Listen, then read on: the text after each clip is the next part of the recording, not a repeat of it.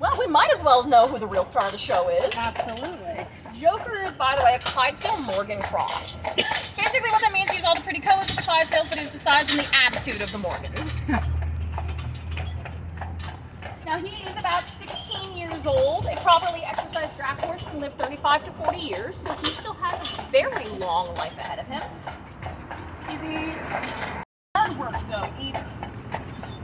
See, typically your 2,000-pound draft horse can pull about 3 tons its weight without wheels and about 7 tons its weight with wheels. So yes, they can haul close to 14,000 pounds on wheels. Joker, because he's crossed with that standardbred, he is the smallest horse in our barn, only measuring in at about 1,500 pounds. During a week, or a maximum of 6 days a week. A maximum of 6 days, and that's only during our busiest season. Typically, they have the same kind of work week as us. 6 hours a day, about 5 days a week. In fact, they're treated better than I am.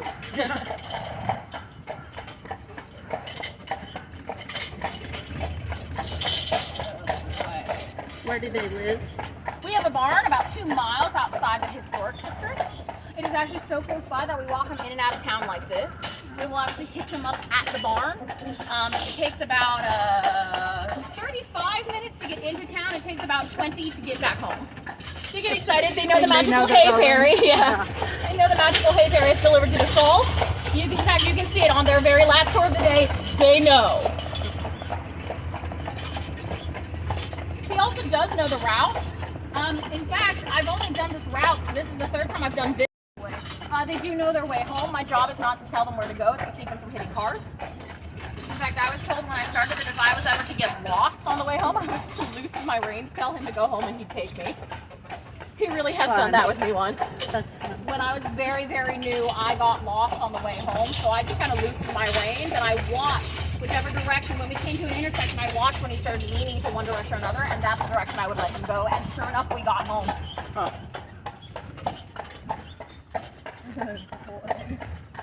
Now, by the way, guys, a little bit of tidbit on the roads that we're walking on. If you look down, we're walking along the road that is made out of something called Savannah gray brick. Just as it sounds, it's gray as a brick and you find it in Savannah. The thing is, the man who invented Savannah gray brick took the recipe with him to his grave. Never told him anyone the recipe. Well, this is all well and good until 150 years later, that brick starts to break down and we realize, oh, we don't know what the heck we're doing anymore. We don't have a recipe. We have come up with a new recipe, that's that lighter stuff there. The thing is, the old recipe lasts about 150 years, the new one lasts about 25. I think we have a ways to go yet. Yeah. It has gotten to the point where we do know the ingredients or of history. For the longest time, we knew that the ancient Romans used a very special, they used cement. But we couldn't figure out how this cement was made. We were very confused by it. Oh. It has lasted all these centuries. Step up. Finally, I think about 5 years ago, we cracked the code. See, the recipes that we even had the recipes written down, by the way. The recipes that were written, though, asked for water. But we recently found out it was seawater they wanted. The thing is, this was just such common knowledge at the time, why bother writing down seawater? We know you make cement by using seawater. Right. Now, can you think of another example where that has happened in today's society? Quail eggs? Pigeon eggs? Right. What are they? Fish eggs. We know that it's chicken eggs because it's common knowledge. Right. But depending on where you are and what graphical on what egg it is. Absolutely, absolutely. Oh boy. Sometimes even what family you're with. Yeah, that's it. Oh yeah, I have family in Vermont and they have geese more than anything. So pretty much every recipe they make has geese eggs in it. Or goose eggs. I can words. I'm a tour guide. I'm paid to talk every day. Oh yeah. That's the one that I've seen that painting of the. Quick history on the building itself. 2 feet thick, a little over it actually. And the walls go all the way down into the basement. And that is because that was originally a volunteer garden. It is a museum on the founding of the school. The thing is, it was put together by the production design students. These are the students that go on to make entertainment and shows for theme parks. So it is supposed to be a Disney-esque style walkthrough, and the admission's really cheap. You're talking like $10 to $15. Easy. Now guys, we're about at the halfway point. Up ahead is a water bucket. We're going to let Joker walk up to that, he's going to get a drink of water and just kind of chill out here in the shade for a little bit. Boy, I'm going to get a drink of water myself. Look at that soldier holding the flag. Yeah, so standing in the center of Madison Square here stands Sergeant William Jasper. And Sergeant Jasper fought during the Siege of Savannah, which was the bloodiest battle of Revolutionary War history. And that battle took place right here. This was the outskirts of town at the time. By the way, if you hear splashing, he's playing in the water. We know the battle went as far south as Forsyth Park because it is in that area that our cavalry was stationed and our men practiced. Now, during the siege, Sergeant Jasper noticed the flag had fallen. The flag bearer had been shot and killed. And this is a problem, because your flag isn't just your morale, it's also your communication. You know, it's pushing forward, so are you. It's retreating, so are you. And if it hit the ground, you're not doing great. So Sergeant Jasper decided he was going to make a grand stand for the flag. He was going to go pick it up. Now, he had done this once before in the Battle of Beaufort, South Carolina. That one was successful. This one, not so much. Sergeant Jasper was shot 13 times. And this is in the day of muskets, where you have to load in your gunpowder, tamp it down, put in your bullet, go poof, and then back to the end line to start that process over again. It's a bit overkill, if you ask me. Yeah, that was... Yeah. I also recently had someone point out that 13 hits meant 30 misses. That's how inaccurate these things were. Now imagine that whizzing past your head. Yeah. Now, if you notice very closely, he is holding a sword next to his side. The story goes is that as Sergeant Jasper was taking his final steps, he could tell he was not going to survive. So in a desperate bid to keep that flag from hitting the ground, so that way when he hit that ground, that flag would remain standing. Now, the other story I heard is that it just marks the location of the fatal shot, but I think I like the first story a little bit better. It's a little more entertaining. Yeah. Yeah. Boy.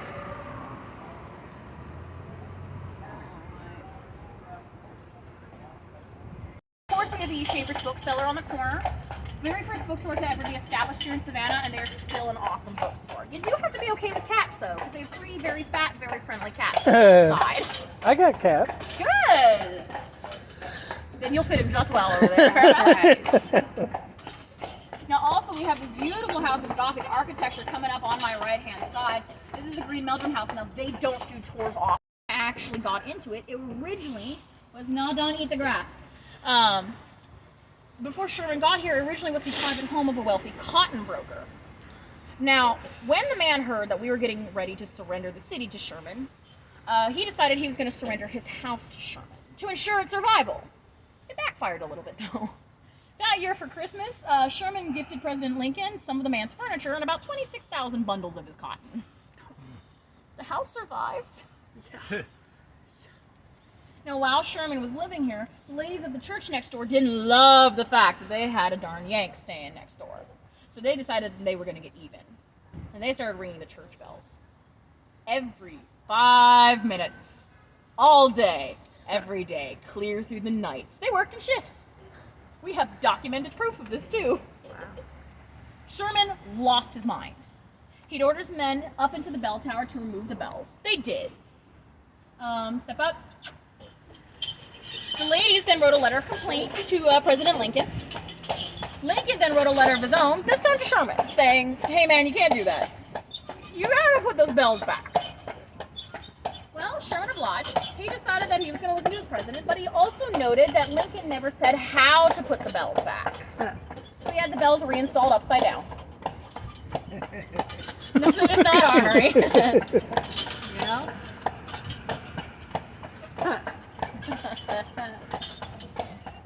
Imagine seeing the bell Now, by upside the way, down. guys, are you aware that it's because of Sherman's occupation, women and children get stabbed? Well, the ladies didn't like this too much. How dare you underestimate them? So they started inviting Union soldiers into their homes, giving them tea brewed from oleander. The problem is oleander tea is incredibly bitter.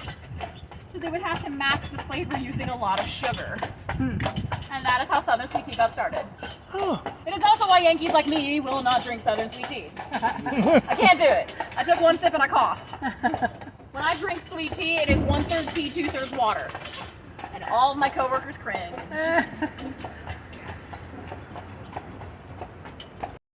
Because even though the battle was only about an hour and 45 minutes long, it was predicted we had anywhere up to 12,000 casualties. Now we know a little bit better today. It was not quite that many, but it was still too many to bury in just 2 hours. So we made do by burying our dead in mass graves in the trench lines. As we come around the corner, you guys are going to see a beautiful orange house with green shutters. That orange house was built on one of those trench lines. It is the Sorrel Weed House. It is the only certified haunted house in the city. So, What, are you guys not feeling spicy? so is it that house? It's that house right there. Yep. Wow. That's the Sorrel Weed House. Yeah, so the basement is Oh yeah, we've been in that. Have you been in Remember? it? We've been in it, but we didn't get Yeah. lost in the Well, basement. you No, didn't want to do we walked through it, and that's I recently had a guy. He's like, oh, did a tour in that house, and he goes, I'm going to show you a picture. And before he shows me the picture, he says, now I need you to know I was the last person in that building. Even the tour guide had left before me. They were just outside of the door threshold talking to me. And he showed me a picture of a woman in period garb standing, a silhouette of a woman standing in front of a window. oh wow. I had shivers. I was like, I can't do that. No, I'm a bell pepper, not a jalapeno. I would like to see that. Yeah, you're more of a habanero, I can tell. Oh yeah. Good boy. Step up. Now, like the Weed family had a young son who, at 9 years old, decided he wanted to become a surgeon. And so he did what any good little boy should do. He started reading up on surgeries and medical sciences. And when he got old enough and felt like he had read up enough, he started to practice. Step up. In the basement. On slaves. Oh wow. Yep. Forced slaves to hold down other slaves as he practiced amputating and reattaching limbs. This is before antiseptic and before anesthesia. Now we did try to keep death count, unfortunately we could not, because at that time slaves were treated much the same way we treat toys today. You broke one, you bought another. And to add insult to injury, the practicing actually paid off. Into his adulthood, the Weed family son was running a professional practice out of the basement. Now that wasn't too strange. What was strange though was his 46% success rates. That was wildly when it was established. 60s. 1960s, 1860s. Oh, wow. Going back farther. It makes a difference. Going back in time. 1993. Oh Isn't that wow. wild? No, I was confused when I first read that. So I did some research, and as it turns out, coffee shops were not actually popular in America until the 1990s. So it totally checks out. Yeah. The bagels and lox are delicious.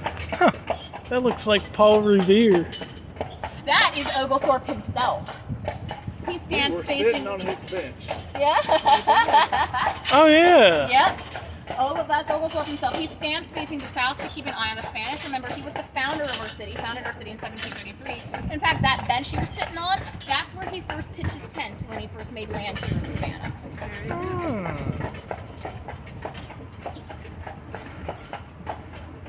Now, I told you about those 4 prohibitions that he had made.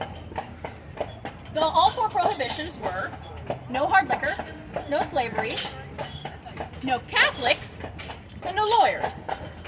Okay. Well, the first 2 can be explained in the fact that we were a debtors' colony. See, the way he convinced the king to create a 13th colony, because there was only supposed to be 12, is that he would petition the king that he would bring all of the debtors out of prisons, bring them over here to America, they'd work the land and pay off their debt to the crown. So that's why you couldn't have hard liquor. You can't be doing your work if you're drunk as a skunk.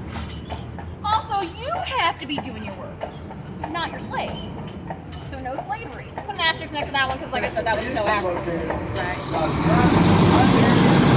No Catholics came from the fact that we were at war with the Spanish. And they were Catholic, we didn't want any sympathizers. No lawyers came from the fact that Oglethorpe, in his younger days in England, got in a bar fight. He killed a man and his lawyer lost his case. So he was scorned. He was so mad by the time he got here. Step up. By the time he got to America, he said, nope, there's no one better in the world to represent you than yourself or a loved one, so no lawyers. That being said, we have no shortage of Catholic drinking lawyers today. Yeah. In fact, per capita, we are the second most populated city in terms of lawyers than Las Vegas. About Wow.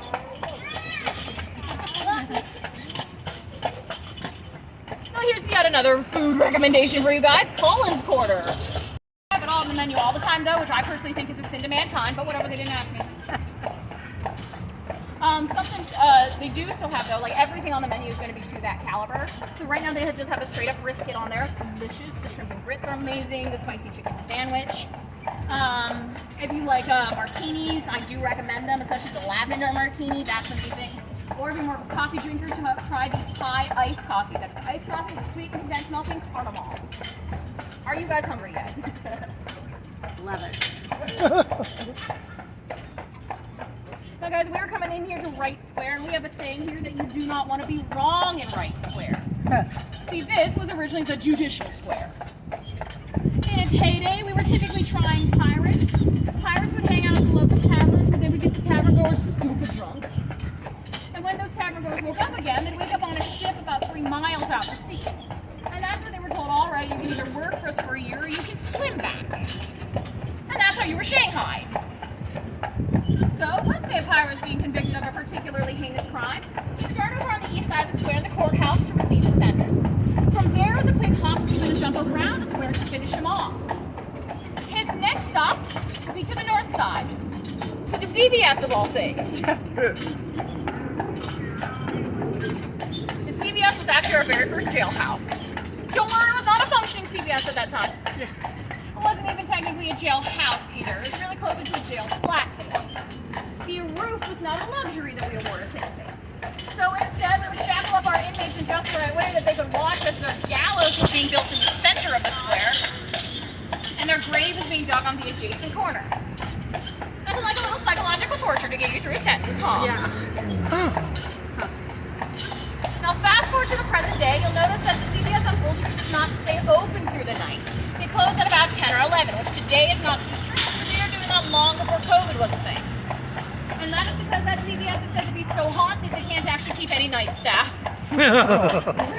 Oh, that'd be good to go into. I don't know. They'd be swapping your medicine. Yep. No night managers, no stalkers, no cashiers. Now, when the CEO of CVS found out what was going on, he made a special trip here to Savannah. He approached the general manager and said, "What the heck are you doing? You can't close down like that. You have to keep your doors open." Shift, he approaches the CEO and says, "All right, how did it go?" And the CEO says, "You know what? You can close whenever you want." To this day, he still insists he saw toothpaste and toilet paper floating above the floor. Actually, if you talk to any of the opening staff, they will tell you that despite the fact the place is locked down tight at night, they'll still come in to find merchandise will have been thrown around, pictures will have been knocked over, and change will be scattered all over the cash rack because the register drawers will have popped open in the middle of the night. They won't be missing a dime, they'll count it, but they'll absolutely have a mess to clean up. My favorite thing too, they have just built apartments over top of that CVS. Oh, fun. Look, I'm just saying, if they lower that rent enough, I've had worse roommates. My cat already hears at random corners. I'll be just fine. This is where the city began. This was the very first square that was ever laid out. This is also our largest square, measuring in at 1.2 acres. Now, Johnson Square was designed to be the community epicenter. It was where you checked in on your neighbors, you saw the local bulletins, and you got to see what was up for auction that day. It is also where you did your cooking. See, the first ship, the Anne, only had 114 people aboard it, so they didn't have the money, the manpower, or the resources for everyone to have an oven in their own home.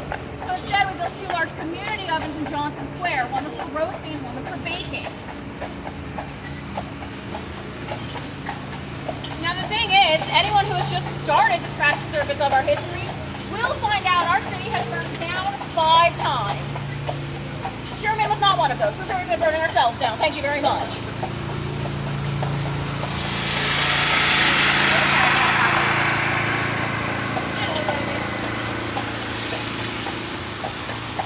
Now it was those ovens that were responsible for 2 of our fires. You guys might have noticed we occasionally get a lovely cross breeze coming through here, and now when you're feeling, you'll know that breeze is by design. See, when we founded the city, we believed in something called the miasma theory. And this is the idea that well, we were the very first state capital of Georgia. See? Oh. You're not going to make that intersection in 3 seconds, my love. There you go. After the Revolutionary War, we were gifted the title, and along with it, we were gifted the Gold Dome. I believe that by the Marquis de Lafayette, but don't quote me on that. Saying, hey, you got to take your Gold Dome down. You're not the capital anymore, we are.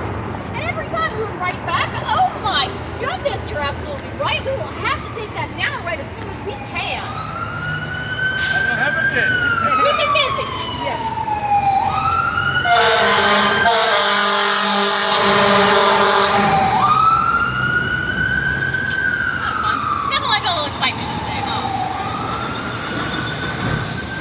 I wonder where they're going. Isn't that good how he gets accustomed to all the sounds and just ignores them? Technically, they're supposed to cut their sirens when they pass by a horse. Step up. Boy. He also can hear the clicking of the circuits from the lights, too. You're fine. I got you. I know. Notice how he didn't care about the siren, but he hates that truck. Yeah. You're fine. Walk.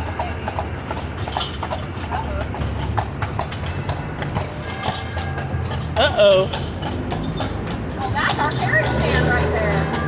Oh, I bet Bonnie's freaking out. Yep, there she goes. Oh. Wonder why. Bonnie hates trucks. Trucks, buses, anything like that. Honk, honk, honk, honk. Good boy. No, he's gonna do a lot better now. He does better than Bonnie.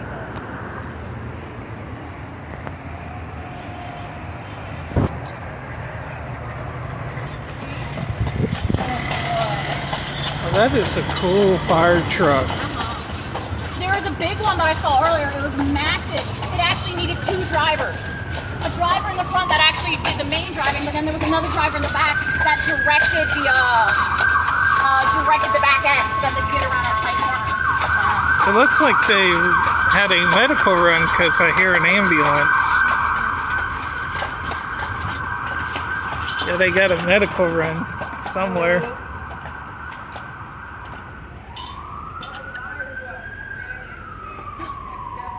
I saw that. I saw Bonnie freaking out. Oh, did he hurt the... Literally hit the carriage.